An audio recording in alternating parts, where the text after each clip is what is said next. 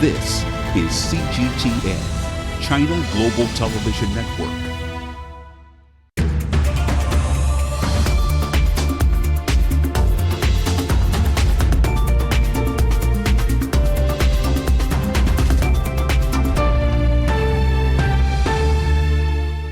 Hello and welcome to Dialogue.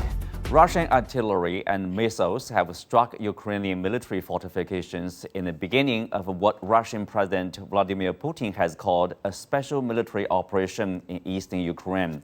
The military operation was soon followed by sanctions and condemnations from Western countries. What is the situation on the ground right now, and why the sudden move by Russia, and what is the targeted result of the military operation? To take a closer look at what's going on in Ukraine, I'm glad to be joined by Victor Gao-Zhikai, Chair Professor of Suzhou University, Miguel Geraci, former Undersecretary of State of Ministry of Economic Development of Italy, Andy Mock, Senior Research Fellow at the Center for China and Globalization, and later by Dmitry Alexander Symes, journalist. That's our topic. I'm Xu Qinduo.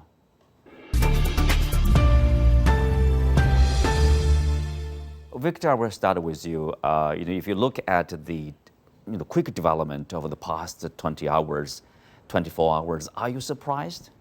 I'm surprised because a flurry of diplomatic activities took place before today, and there was still hope that dialogue and negotiation and diplomacy may eventually prevail, preventing a war from happening. What happened today was really very, very momentous in a sense and carries great historical significance. I think Russian forces are not only launching attacks in the eastern part of Ukraine, but in quite a few other places, seemingly surrounding Ukraine from 3 sides, if not 4 sides, and there is no indication as to they will stop the operations anytime soon. So I think this sends the whole world into jittery, and this probably will be a landmark event in the post-Second World War history in Europe and for mankind as a whole. Mm-hmm. Well, Miguel, we know that back in December, a couple of months ago, there was this diplomacy, the negotiations between Russia, NATO, Russia, the United States, OSCE. Russia has made it very clear that is a written guarantee of no Ukraine NATO membership, basically. So why all of a sudden, we reached such a stage? What happened? I think, as always, the answer is in the history. I think President Putin has, in a way, built up a kind of anxiety and anger against the NATO expansion to the east. Now, there are debates whether that was promised not to be the case by Secretary of State Baker in 1990 when he met with Gorbachev.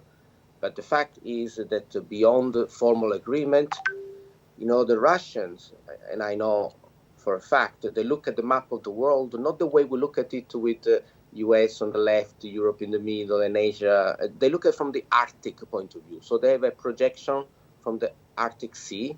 And if you look at it from there, you see Canada, US, and then the rest of Europe, and then going down with the Middle East, and then up Philippines, Korea, Guam, Japan. They feel they are surrounded by NATO or American military presence. And so from the point of view of the Russian, they feel encircled. And every time there is the possibility of a new member to join the NATO, like in the case of Ukraine, and let's not forget, we don't talk a lot about it, about Georgia, who's the next in line. He feels, this is Vladimir Putin, he feels that the world is closing in into Russia. So this morning he said this is an existential threat for Russia. Mm-hmm. So I think after frustrating for 20, 30 years, not himself because he's not been in power for 30 years, but he has learned the history of previous engagement and he has seen no results from the NATO, he felt that he needed to take action because he thinks that NATO has crossed a red line. Again, this is not what I think. I'm telling you what I know and what I analyze. They do think. That's right. Andy, Miguel told us some of the historical background of what the Russians are thinking in terms of their relationship with NATO and the West in general. But if you look at the West, the NATO eastward expansion, 5 wave of expansion, of course, and then that was not everybody, agreeing with the expansion, even inside the West. For example, back in 1997, George Kennan, he wrote a piece basically said that's a fatal error because Russia will feel threatened and they will do something to oppose such a move. And then in 2014, Kissinger penned a piece on New York Times. He basically said something similar. He said that if Ukraine was siding with the West or the Russians, there will be probably a problem. Basically, this country has to remain neutral. Otherwise, there will be a renewed Cold War. And now what we are seeing is really a hot war here. No, Ting-Do, I absolutely agree. And I think here that while we may be surprised by the details, and certainly I think it would be very difficult to predict the actual time, the event of this happening, I think, certainly is inevitable. And as you mentioned, from George Kennan to Henry Kissinger, I think what this shows is a colossal failure on the part of the United States and certain countries in Western Europe to respect one's interlocutors and recognize that when you threaten someone, even though there might not be an immediate reaction, just the stress of that, sooner or later, it's human nature to react. And I would add a little bit of historical context as well, that we look at from France under Napoleon to Germany under Hitler. Russia certainly has very legitimate security concerns. And I think this also stems from a certain narcissism in the West that really can't conceive of interest and concerns that are not their own. And really, this is just such a colossal failure on the part of the West, I think. Mm-hmm. Well, Victor, obviously, interestingly, I think it's a press conference by the White House. Basically, the White House is calling China. They say, this is China's obligation to convince Russia to back down. And of course, Chinese spokesperson of the foreign ministry mentioned about there's no need for U.S. to lecture us what we can do or what we should do or how to understand the territorial integrity and national sovereignty, because China is very sensitive to that too. She also mentioned about the bombing of a Chinese embassy in Yugoslavia in the 1990s. What do you make of that? Well, first of all, the United States to lecture China as to what China need to do in dealing with a very important strategic partner like Russia is completely misguided. China knows very well how we need to deal with Russia. We are very close. We have very close relations. We are not allies, but better than allies, stronger than allies. And therefore, it is completely inappropriate for the United States to try to impose anything on top of China as to what China needs to do vis-a-vis Russia. Now, the second point is very important. I think the United States and its attempt to recruit Ukraine into NATO is very much to be blamed for this outbreak of the war. Now, the United Nations and many other countries are condemning Russia as if Russia is completely at fault. However, if we trace to the origin of this crisis, I think Russia has said many, many years, including President Putin himself, that Ukraine should not become a NATO member. Now Russia has demonstrated with act of war that over my dead body if Ukraine becomes a NATO member. So I hope countries like the United States and NATO members really need to heed as to what President Putin has in his mind, what Russia really is concerned. I think for Ukraine to become a permanent neutral country will be a very good solution out of this mess. We will see, like how diplomacy works probably. And Miguel, you mentioned about, previously about the Russian thinking, the history, probably, obviously legitimate concern of the Russian, their national security concern. In the U.S., like to talk about the great power competition. If you talk great power competition like Russia, China, the United States, the European Union, the great powers, they should be respected in terms of their core interests. The Russian has made it very clear about, no Ukraine NATO-ship. Why is it so difficult for, if you look back, now the U.S. said, made it very clear they will not send the troops to protect the Ukraine. And at the same time, they will not grant the Russian request of no NATO membership for Ukraine. So what is the idea of the West? What is behind this decision, the rationale? The overriding principle on which we base our thinking is basically the freedom of every country, every people to choose for themselves what they want to do.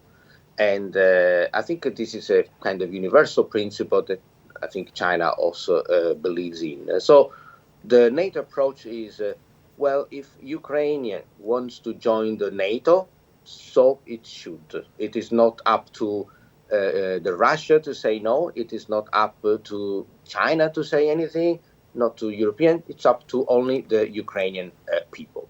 Now, this principle, like all principle, is nice when it does not cross certain boundaries.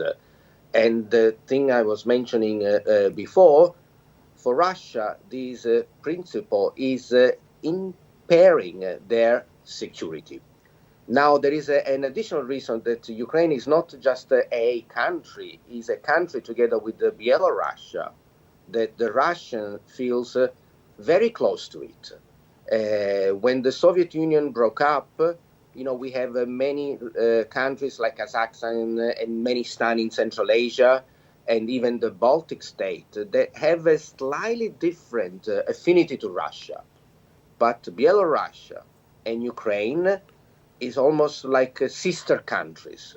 So I think Russia does accept that Estonia and other countries can take a little bit of a pro-European view. They join the EU and even some NATO membership, but they cannot accept that the closest sister in the relationship, like Belarus and Ukraine, turn on the other side. And this is the point. It's also a matter of political philosophy, if you want. Some countries, it's okay that the principle stands of self-choice by the people, but countries that do that, they also need to be aware that this may have some side effect of consequences. So the principle cannot be taken to extremes, because when we get to extremes, then we have, like in this case, extremes forces that react, almost Newtonian. Victor, you want to respond to that?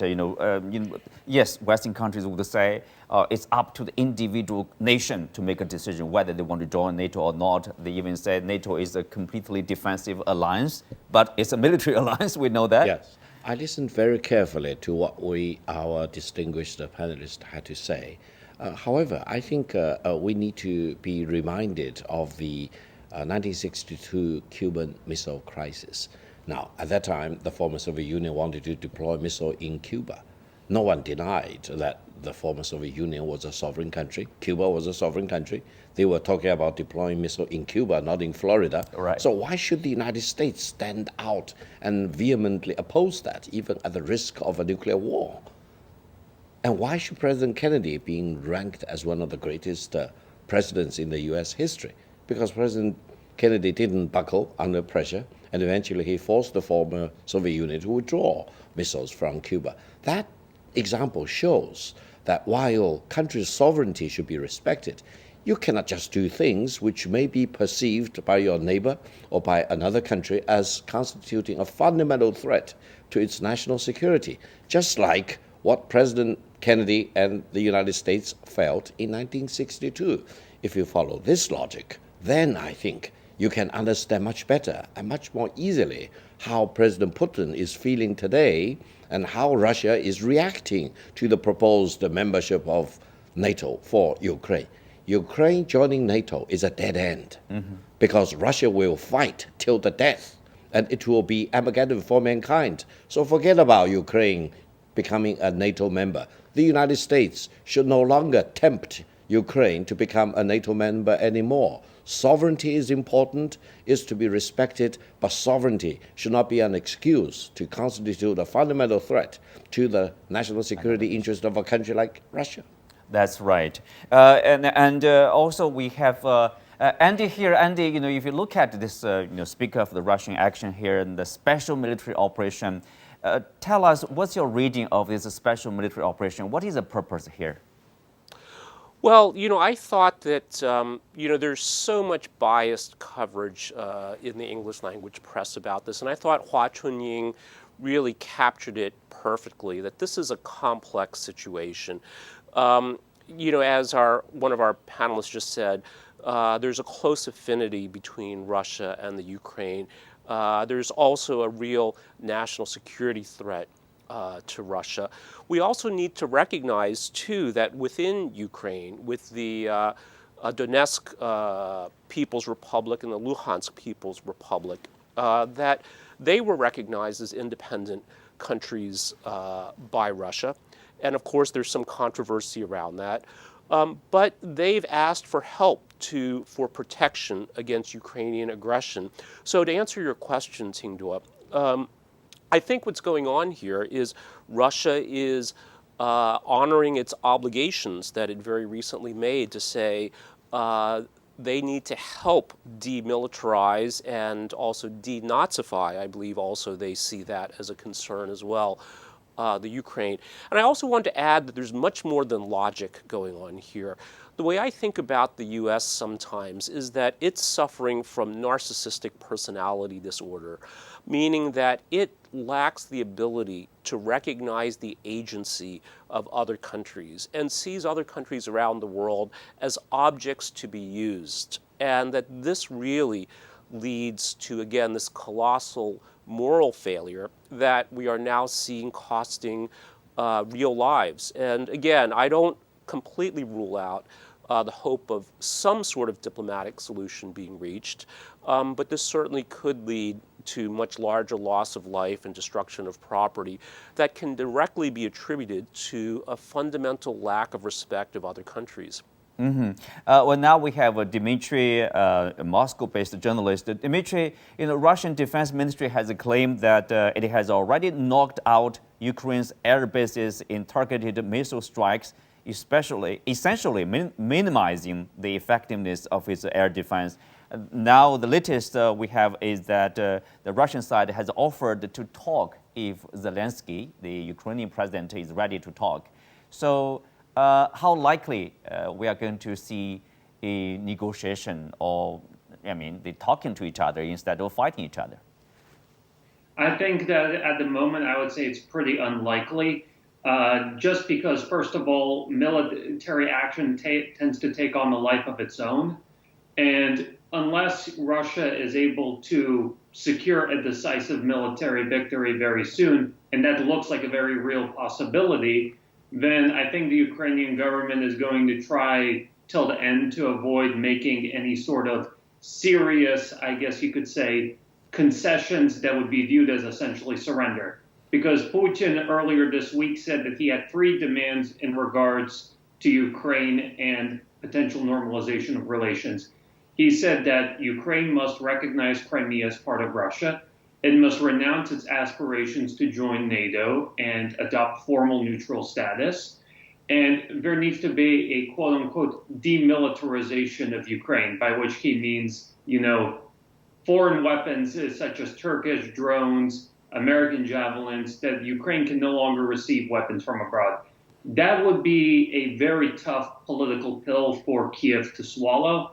And although Kiev may be forced soon by military events to, give in to these demands, I don't think that they would want to do it willingly. Well, but Dmitry, obviously, Ukraine, in terms of the military power, is no match for Russia. And I think we're seeing that right now. It's difficult to fully verify in these sort of situations what exactly is the situation on the battlefield in real time. But we do have credible reports that Russian troops are currently fighting for the industrial hub of Kharkiv, which is the major city in eastern Ukraine. And if Russia succeeds in taking that city, then Ukrainian forces in the east would find them effectively surrounded. Sorry, I misspoke. But in that case, you are right. Then the Ukrainian government may feel compelled to begin some sort of settlement to try and do damage control. But we have to see, how things are going to play out over the next few hours. Mm-hmm. Do you see any possibility that the Western countries like the U.S., the European nations will come to the rescue, or to send their troops to Ukraine to fight?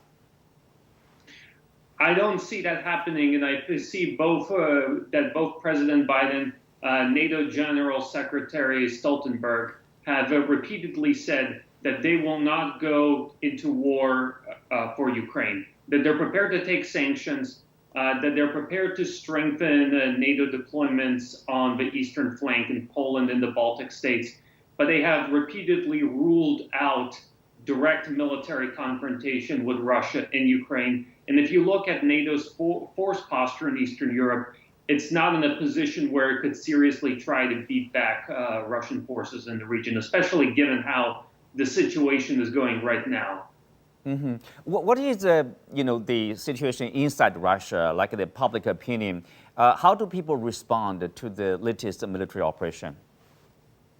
Well, I think that first of all, a lot of people are still genuinely surprised because Russian state media didn't really try to wage a sort of, information campaign in order to prepare people for war, in order to raise support for the war. It only started happening fairly recently when there was the announcement about mass evacuations in Donetsk and Luhansk.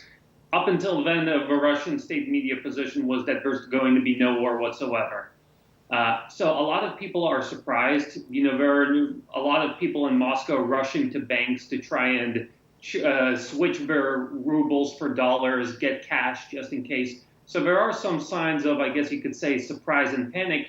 But for the most part, Moscow seems pretty quiet today, in many ways a regular day. And of course, the fact that President Putin is meeting with Pakistani Prime Minister Imran Khan right as we speak, Moscow is trying to convey that it's business as usual, despite the fact that quite extraordinary events are going on in Ukraine right now. Well, that is, yes, a big nation, dealing with issues from different corners, different aspects. So, Andy, if you look at the response from the West, from the European nations, from the U.S., obviously they are mapping out, probably in their term, the severest economic sanctions, financial sanctions on Russia. Will that will work, somehow pressuring the Russians back down from their position? Well, it certainly doesn't seem like this is having any effect, Tsingdua. We can see, too, that this is really the shattering of many illusions, maybe even fantasies of what a U.S.-centered or U.S.-led world order is capable of. Because on the one hand, President Biden has said the U.S. will lead a coalition to unleash unprecedented sanctions. But at the same time, he's also severely constrained domestically. Inflation is a problem. If fuel prices go up as a result of this, this would be politically disastrous. So there are many, many reasons to think that the bark of the West is much, much worse than its bite. And the other thing I think it's very, very important to point out is that, as President Xi says, I think we really are in a world where changes not seen in 100 years or in a lifetime are happening. On the one hand, China is going from strength to strength. And as we see today, as we're talking about, that in the West or in Europe, Russia, which as the Soviet Union was one of the, at the time, two greatest powers in the world, is down, but it's not out. and it's staging a comeback. I think that Ukraine will only be the beginning of a Russian resurgence. And these are very, very profound changes, and I think we're only starting to appreciate the longer-term implications. In terms of this long-term profound changes, Victor, obviously, I think we can say for sure, unipolarity is gone. Only superpower of the United States, that is gone forever, probably. Now we are seeing the rise of new international order. I mean, how impactful that will be. Indeed. I think while today is the first day of the war in Ukraine, I think it's the time for us to look beyond the immediate time and look into the future. I would say several things are very important. One is realism and pragmatism. Countries like Ukraine need to demonstrate realism and pragmatism. They cannot just alienate a big neighbor, their brothers or cousins like Russia, and try to really go into NATO and then condemn the Russian tradition and the Russian culture and try to demonize the Russian people. This is a sure way of creating all the frictions for Ukraine government or the Ukrainian leaders, for example, and it will get them nowhere. Now they are in a situation where no one is coming to rescue them, the United States or NATO, etc. Now the other thing is that I would say war is always not the right choice. Hopefully it will end very soon. Hopefully all the parties to this war will strictly abide by the rules of war and take care of the injured and take care of the dead, for example, in a very, very civilized and decent manner, and minimize civilian casualty as soon as possible and bring the whole war to an end. But eventually, I think, the neutrality of Ukraine is the right way forward. It will be good for Ukrainian people.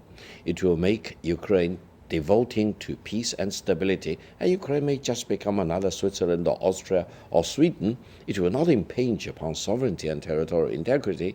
So let's hope that better minds will come back to Ukraine and to Russia, and peace will prevail eventually. Well, Dmitry, obviously, now there are a lot of talk of sanctions, to be basically produced by those nations, Western nations there.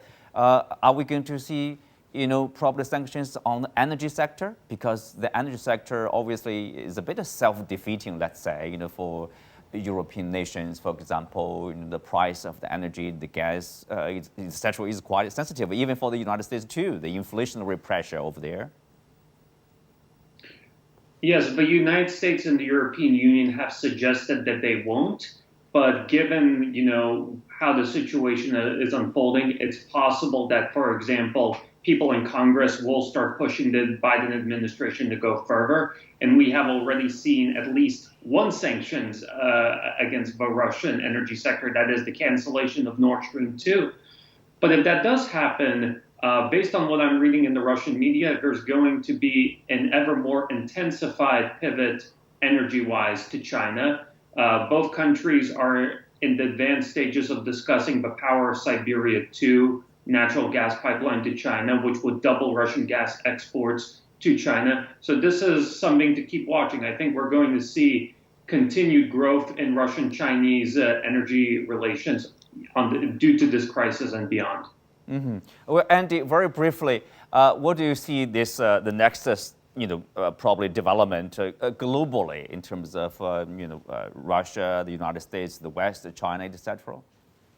Well, my hope is that this will serve as a shock to the Western system and bring them to their senses and treat their interlocutors, whether that's Russia, China, other countries around the world, with much more a sense of respect for their agency and the legitimacy of their concerns and their interests.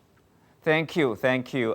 With that, we come to the end of today's show. Many thanks to our guests again here. To continue following the latest development in Ukraine, you can also watch us on the CGTN app on YouTube. I'm Xu Qianduo. Thank you for watching. See you next time.